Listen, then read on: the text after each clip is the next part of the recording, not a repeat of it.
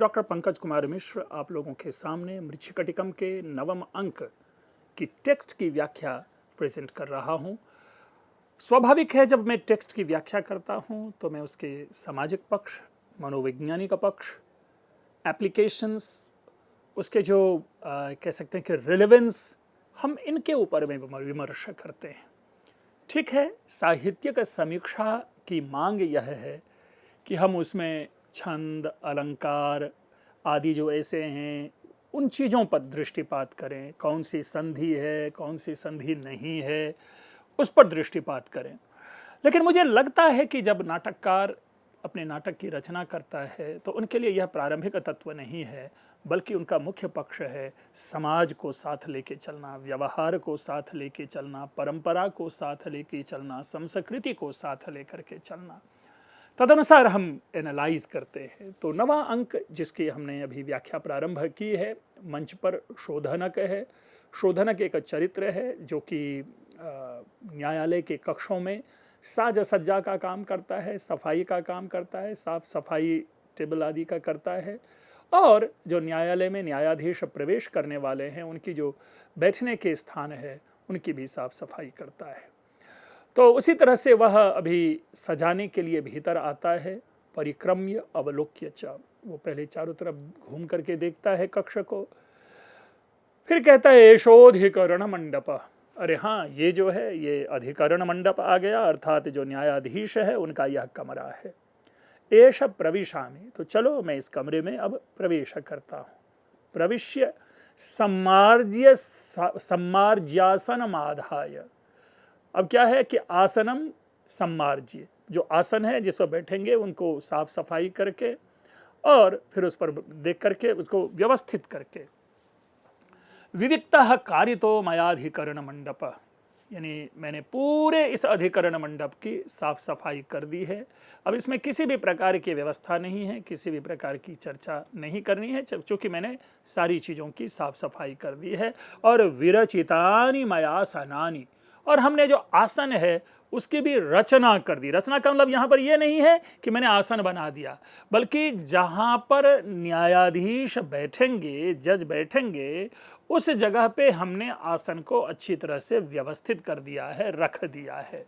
Chair को proper place पे मैंने रख दिया है। तद्यावत् अधिकरणिका नाम पुनर्निवेदयामि, ठीक है, ये सारी व्यवस्था हो गई, तो अब मैं जा करके जितने भी जजेस हैं मैं उनको ये इंफॉर्मेशन दे दूं कि सर एवरीथिंग इज रेडी, ये जो है आपका सारा मैंने तैयार कर दिया है। तो ये जा करके मैं उनको निवेदन करता हूं।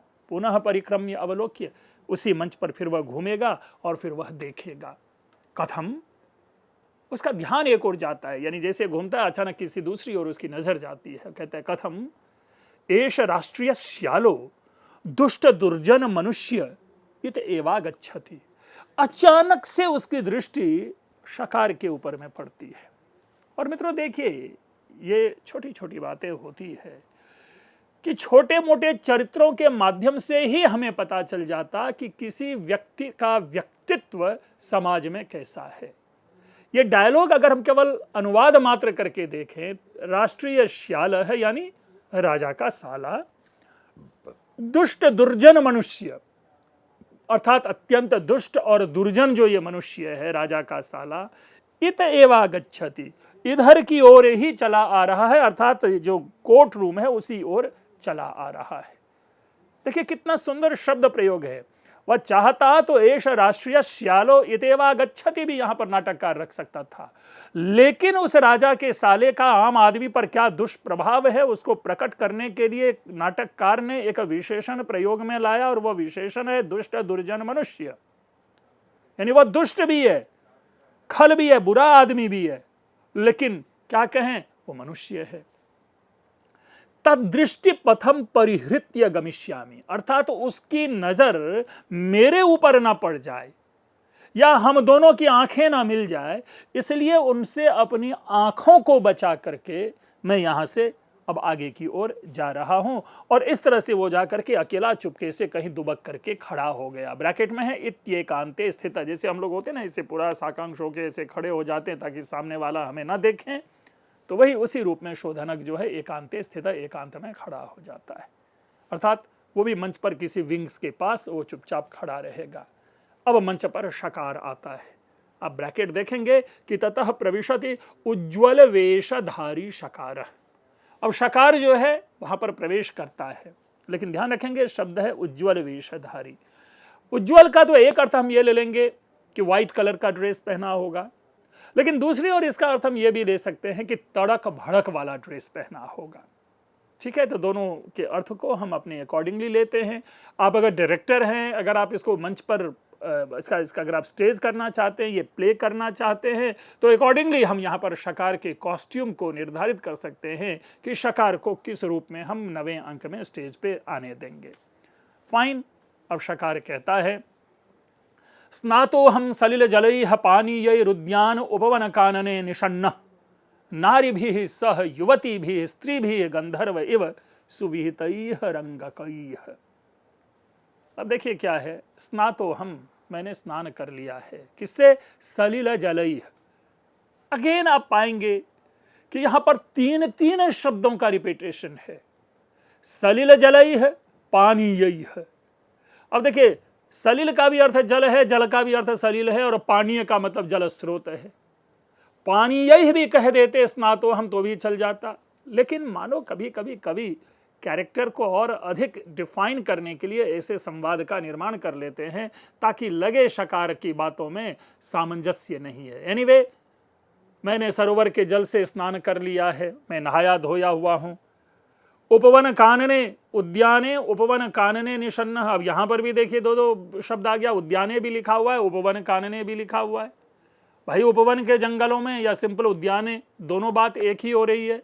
लेकिन ये जो रिपीटेशन जो कि हमने 8वें अंक में भी देखा था कि बार बार जो शकार है उसके डायलॉग में शब्दों की पुनरावृत्ति है, तो ये उद्याने उपवन कानने निषण्ण, मैं जंगल में उपवन के जंगल में अर्थात पेड़ों के नीचे उद्यान में निषण्ण बैठा हूँ। कैसे बैठा हूँ, किसके साथ बैठा हूँ? नारी भी सह युवती भी स्त्री भी, नारियों के साथ, युवतियों के साथ और स्त्रियों के साथ सरोवर के जल में स्नान किया हुआ मैं उद्यान में पेड़ों के नीचे बैठा हूं। कैसे, किस तरह से? गंधर्व इव, मानो गंधर्व की तरह। अब मित्रों, गंधर्व जो है हमारे यहाँ जो कुछ सिद्ध योनियां हैं, हमारे पुराणों में, हमारे शास्त्रों में इस तरह का उल्लेख आता है।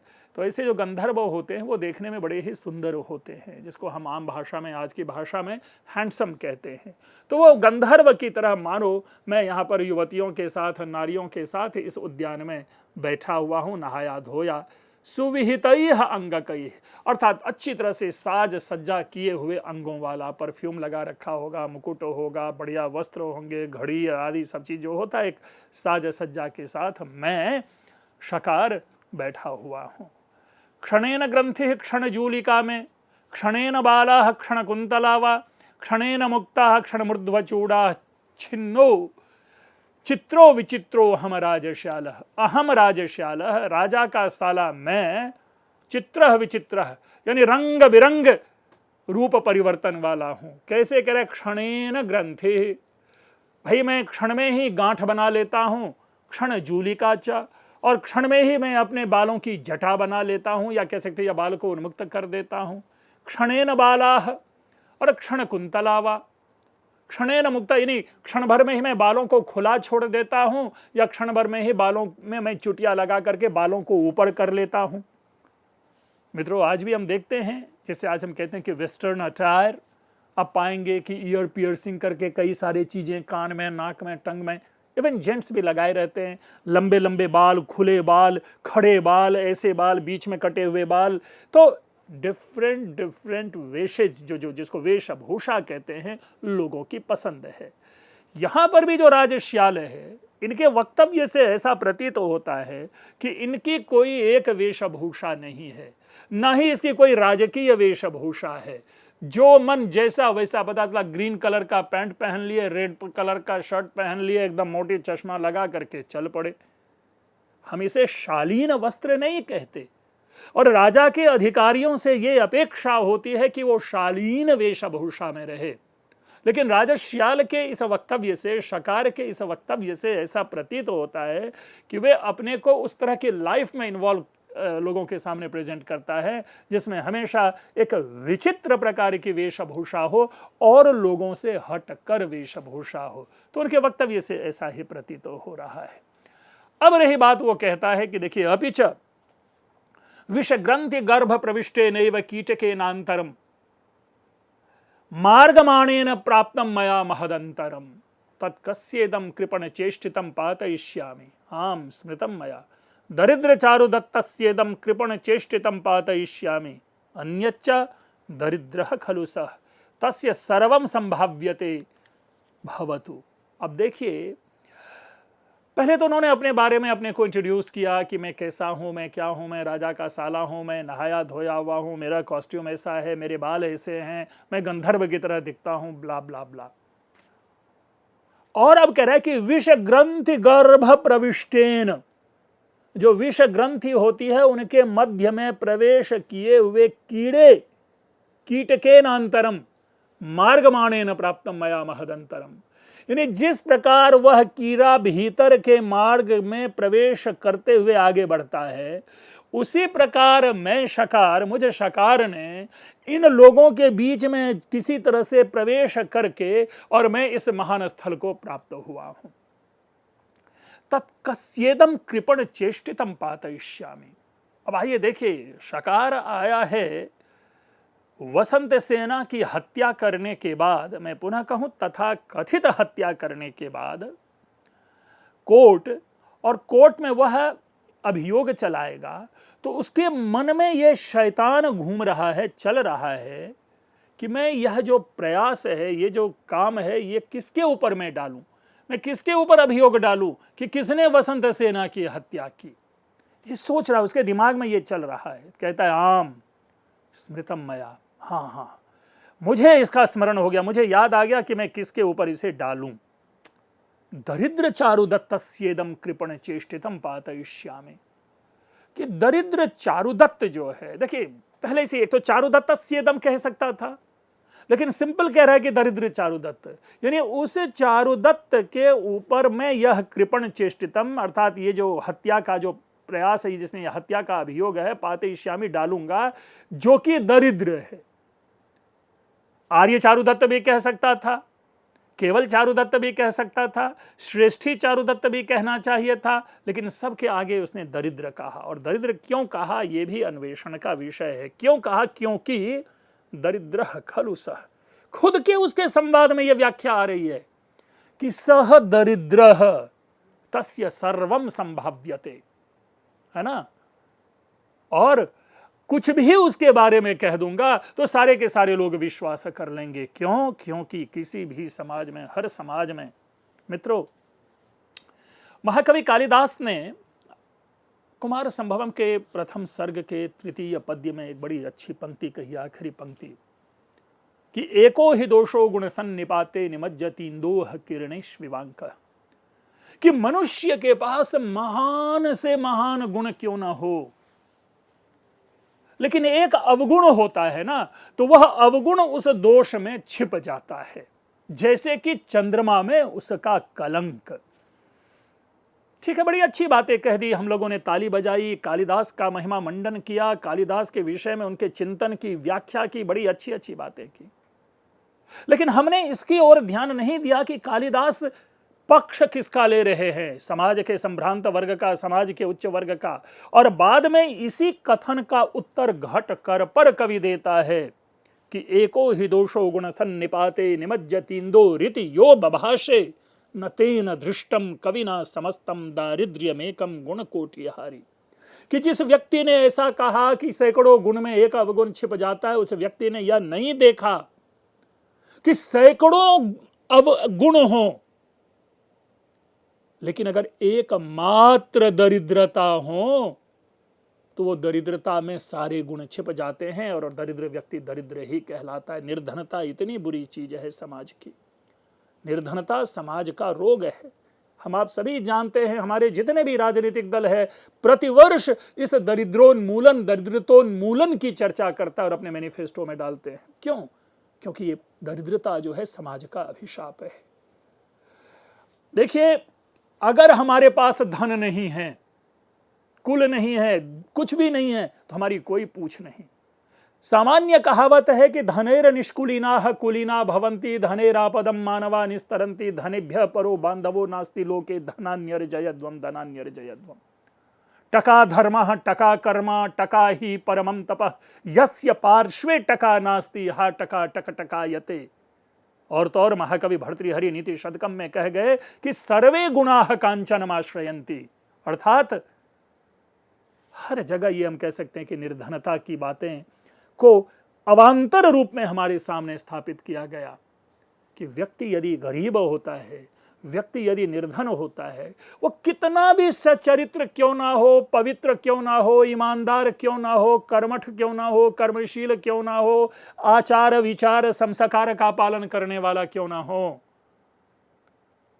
लेकिन अगर दोष उनके ऊपर मढ़ दिया जाता तो हर लोग उस व्यक्ति को दोषी समझता है। और इसी के ऊपर में टिप्पणी करते हुए प्रेमचंद ने गोदान में लिखा कि गरीबों की स्त्री गांव भर की भाऊज होती है।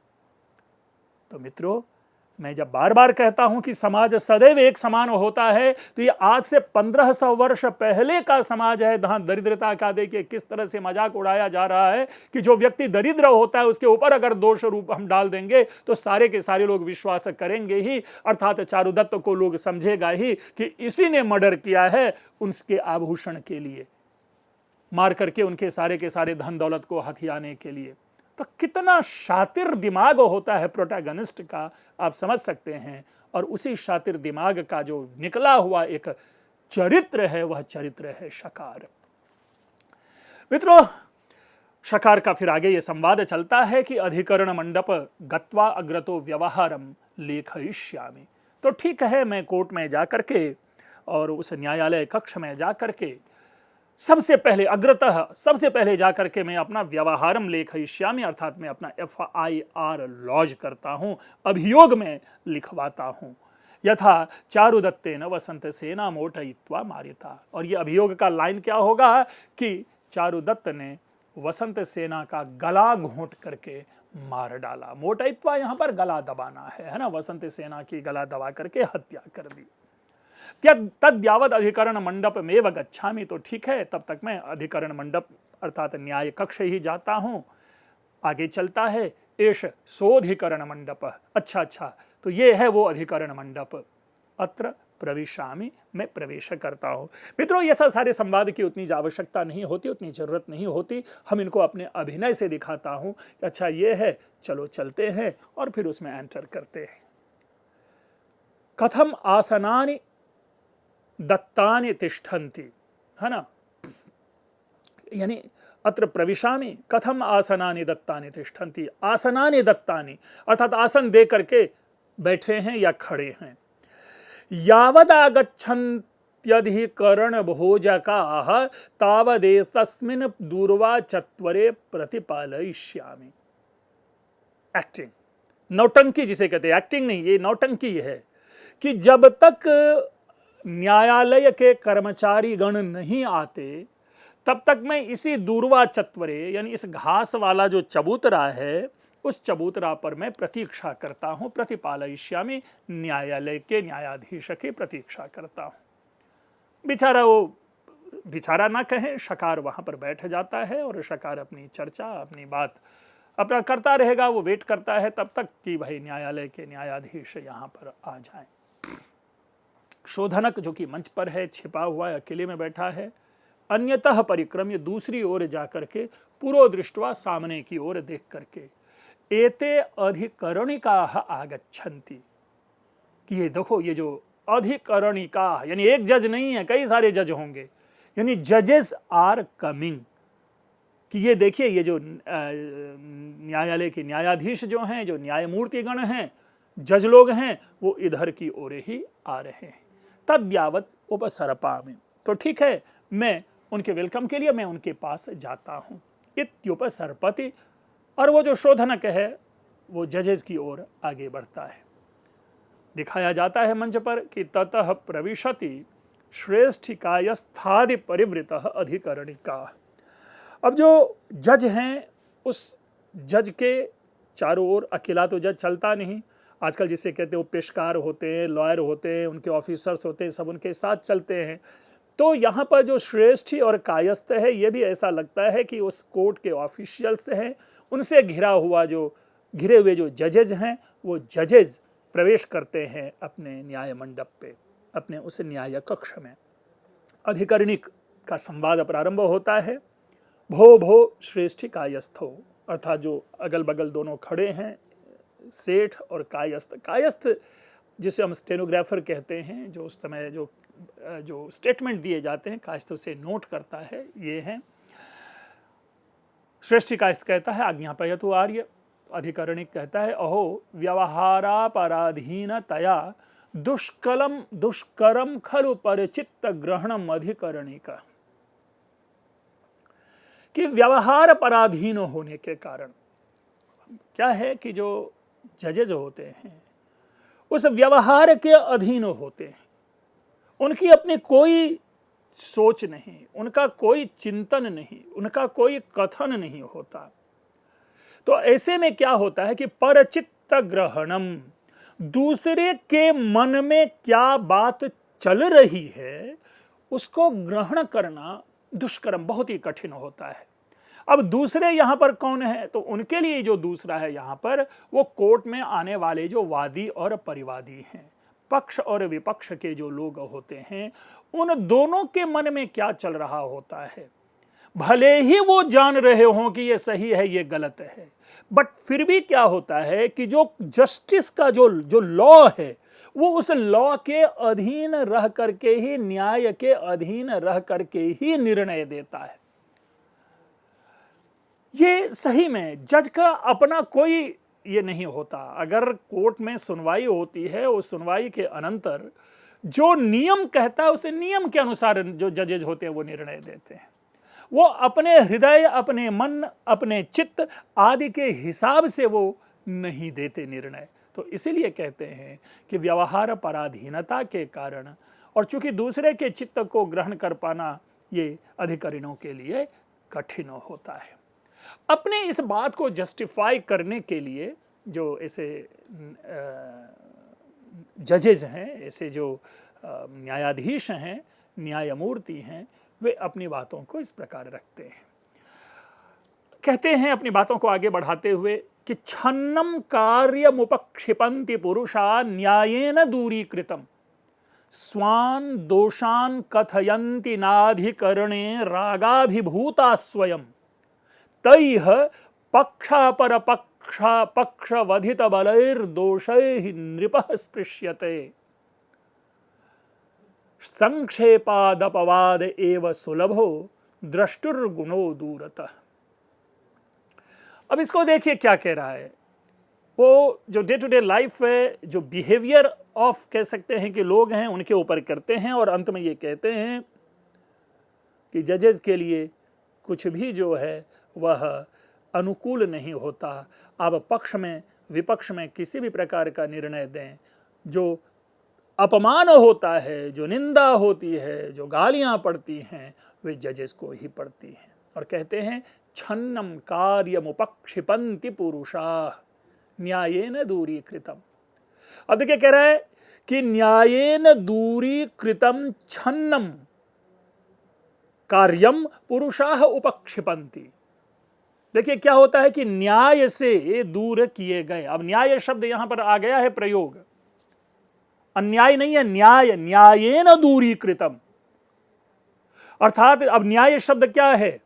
अब न्याय दर्शन में न्याय का लक्षण देखिए कि प्रमाणैः अर्थ परीक्षणम, अर्थात प्रमाणों के द्वारा विषय वस्तु की पूरी तरह स्थापना, यानी निर्णय से दूर कर दिए जाने वाले, समाधान प्रस्तुत कर दिया जाने वाला जो प्रच्छन्न कार्य होता है, पुरुष लोग उनको उपस्थित करते हैं, सामने रखते हैं। पुरुष से यहां पर मतलब है वादी और प्रतिवादी। फिर कहते हैं स्वान दोषान कथयन्ति नाधिकरणे रागाभिभूता स्वयं। जो रागाभिभूता पुरुषा है, राग यानी राग और द्वेष से जो युक्त है, मोहाविष्ट हैं, ऐसे जो व्यक्ति होते हैं स्वयं के अपने के स्वान दोषान अधिकरणे न कथयन्ति। यानी रागाभिभूतः का मतलब है यहां पर मैं ही सही हूं, मैं गलत नहीं हूं, ऐसी सोच रखने वाले जो व्यक्ति होते हैं वे अपने अपने दोषों को अधिकरणे यानी जज के सम्मुख न कथयंती नहीं बताते हैं। सत्य है, आप न्यायालय में जाएं तो न्यायालय में जो अभियोग दर्ज कराने वाले होते हैं उनकी भी हार होती है, और जो अभियोग दर्ज नहीं करवाते उनकी भी जीत होती है। अगर पहले ही ये व्यक्ति कह दें कि भाई दोषी मैं हूं तो बात ही खत्म हो जाती है। लेकिन ये जो वादी और परिवादी, जो वादी और जो प्रतिवादी होते हैं, जो पक्ष और विपक्ष के लोग होते हैं, वे अपने दोषों को राजा न्यायालय में न्यायाधीश के सामने प्रस्तुत नहीं करते। अगर प्रस्तुत कर देते तो बात ही कुछ और होती। फिर कहता तैह यानी उनके द्वारा, उन लोगों के द्वारा, तैह पुरुषैः तैह वादिभिः प्रतिवादिभिः, पक्ष और विपक्ष के द्वारा पक्ष अपर पक्ष बद्ध बलैः दोषैः नृपः स्पृश्यते। और क्या होता है कि एक दूसरे के ऊपर में दोषों का आरोपण करके वे राजा को दोषी ठहराते हैं और राजा से वो न्याय की भीख मांगते हैं। संक्षेपातवाद एव सुलभः द्रष्टुर्गुणो दूरतः। अब क्या कह रहा है कि भाई संक्षेप में हम इतना ही कह सकते हैं कि जो द्रष्टु होता है यानी हम जैसे जो न्यायाधीश होते हैं उनके लिए गुण और ये सुलभ जो है वो एकदम ही नहीं है। कह रहा है अपवाद एव सुलभः, ये लोकापवाद जो होता है, जो निंदा है, जो शिकायत है, वही हम जैसे जजेस को मिलते हैं। गुण तो दूर की बात रही, गुण की तो चर्चा ही नहीं हो सकती। सत्य है, न्यायाधीश का जीवन अत्यंत दुष्कर होता है। सत्य का पक्ष ले तो भी उनको उनकी शिकायत होती है, उनकी निंदा होती है, और अगर असत्य का पक्ष ले तो स्वाभाविक है। मित्रों, मैं न्यायाधीशों की इस मनोभावना की व्याख्या मैं आगे भी करूंगा आप लोगों के सामने। ये नवा अंक, जैसा मैंने शुरू में ही कहा, अत्यंत इंटरेस्टिंग है। अभी आप लोगों ने जो ध्यानपूर्वक सुना, आप लोगों का बहुत बहुत धन्यवाद।